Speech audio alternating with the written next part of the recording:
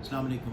मेरा नाम डॉक्टर ताहिर यूनुस है। मैं बैरियाट्रिक सर्जन हूँ और आज मैं आपको बैरियाट्रिक सर्जरीज़ के बारे में बताऊँगा। बैरियाट्रिक सर्जरी समझने के लिए सबसे पहले हमें अपने डाइजेस्टिव सिस्टम या हाजमे के निज़ाम को समझना चाहिए। खाना जब हम खाते हैं तो वो 4 हिस्सों में से गुजरता है। सबसे पहले हमारे खाने की नाली में से उतरता है, फिर मैदे में जाता है, फिर छोटी आंत में और फिर बड़ी आंत में और फिर बाहर निकल आता है। मैदे का काम है खाने को लिक्विडाइज करना, लेकिन वहाँ पर खाने को जज़्ब नहीं किया जाता, उसमें से कुछ ग़िज़ाइयत को जज़्ब नहीं किया जाता।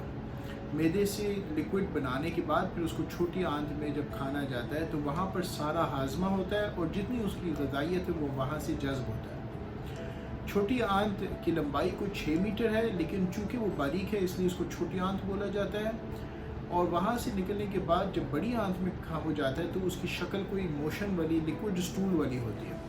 बड़ी आंत की लंबाई कोई 2 मीटर के करीब है वो बहुत वसी।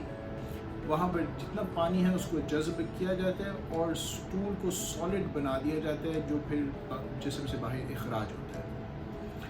हमने बहुत सारी रिसर्च करने के बाद डॉक्टरों को ये पता लगा है कि मैदे के अंदर से जब खाना गुजरता है और इसी तरह छोटी आंत के शुरू वाले हिस्से में से जब गुजरता है तो कुछ ऐसे हार्मोन्स खून में पैदा होते हैं जो कि हमारे वज़न कंट्रोल करने वाले सेंटर पर काम करते हैं। हम सब के ब्रेन के अंदर, दिमाग के अंदर एक ऐसा सेंटर है जो हमारे वज़न को कंट्रोल कर रहा होता है और हमारी भूख और सेटिस्फैक्शन को कंट्रोल कर रहा होता है। जब ये हार्मोन्स बढ़ते हैं तो उसकी वजह से भूख भी बढ़ती है और जिस्म अपना वज़न भी बढ़ाता है।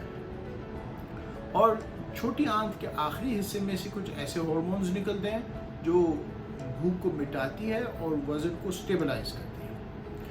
इन हार्मोन्स की इम्बैलेंस की वजह से वज़न बढ़ता है और बैरियाट्रिक सर्जरीज़ का मकसद उन हार्मोन्स को कंट्रोल करना है जिनकी वजह से वज़न बढ़ रहा होता है।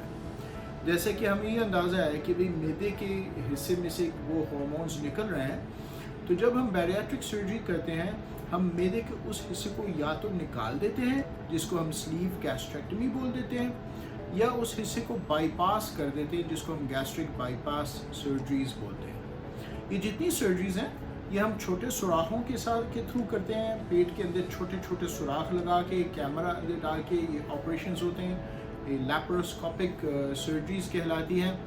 और लैप्रोस्कोपिक सर्जरी जब हम करते हैं स्लीव गैस्ट्रेक्टमी करने के लिए तो हम मैदे को एक पतला सा ट्यूब बना देते हैं जिसकी शक्ल और हजम एक केले के बराबर हो जाता है और बाकी का मैदा निकाल देते हैं, जो कि अप्रॉक्सीमेटली 80 या 85% मैदे का हजम होता है वो निकल जाता है। अब चूंकि वो हिस्सा निकल गया है इसलिए ये ऑपरेशन इरिवर्सिबल है, यानी इसको दोबारा रिवर्स नहीं किया जा सकता। जो दो गैस्ट्रिक बाईपास सर्जरीज़ हैं हम उसमें क्या करते हैं कि मैदे का ऊपर का जो हिस्सा है वो बाकी मैदे से अलग कर देते हैं। उस छोटे से हिस्से के अंदर खाना उतरता है और उस हिस्से के साथ फिर हम छोटी आंत को कनेक्शन दे देते हैं। तो फिर खाना जो है वो खाने की नाली से नीचे उतर के उस छोटे हिस्से में जाता है और फिर वहाँ से छोटी आंत में डायरेक्ट चले जाता है और बाकी मैदे में नहीं उतरता। इसलिए इसको गैस्ट्रिक बाईपास सर्जरी बोलते हैं, क्योंकि हमने स्टमक को बाईपास किया होता है और छोटी आंत के शुरू के 50 सेंटीमीटर को या 100 सेंटीमीटर को बाईपास किया होता है। इसकी 2 किस्में हैं। एक है क्लासिकल गैस्ट्रिक बाईपास जिसको रू-वाई गैस्ट्रिक बाईपास बोलते हैं। उसमें सिर्फ 50 सेंटीमीटर स्मॉल इंटेस्टाइन को बाईपास किया जाता है।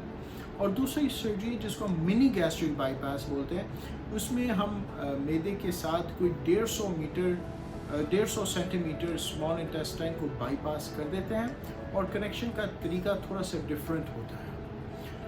बहरहाल गैस्ट्रिक बाईपास सर्जरीज़ के अंदर हमने मैदे को नहीं निकालते, जिसकी वजह से ये दोनों सर्जरीज़ रिवर्सिबल होती हैं। स्लीव गैस्ट्रेक्टमी इरिवर्सिबल होता है। अब एक बात समझना ज़रूरी है कि इन सर्जरीज़ में क्या फ़र्क है। जो स्लीव गैस्ट्रेक्टमी सर्जरी है उसके अंदर approximately average 30% total body weight कम हो जाता है।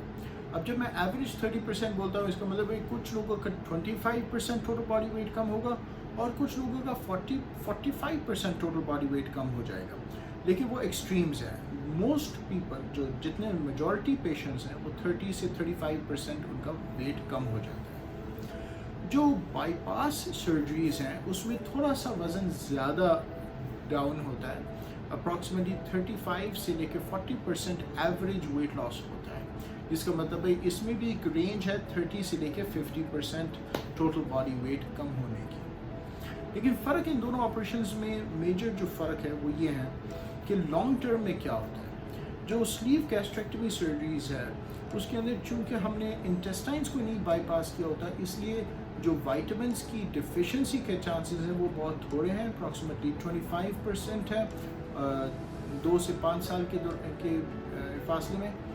और जो बाईपास सर्जरीज हैं उसके अंदर वो रिस्क जो है वो 30 to 40% तक चले जाता है। लेकिन ये रिस्क उन लोगों में है जो कि वाइटामिन सप्लीमेंट्स ना लें, इसलिए हमारी रिकमेंडेशन होती है कि जो भी सर्जरी करें उसके अंदर वाइटामिन सप्लीमेंट्स के लेना ज़रूरी है।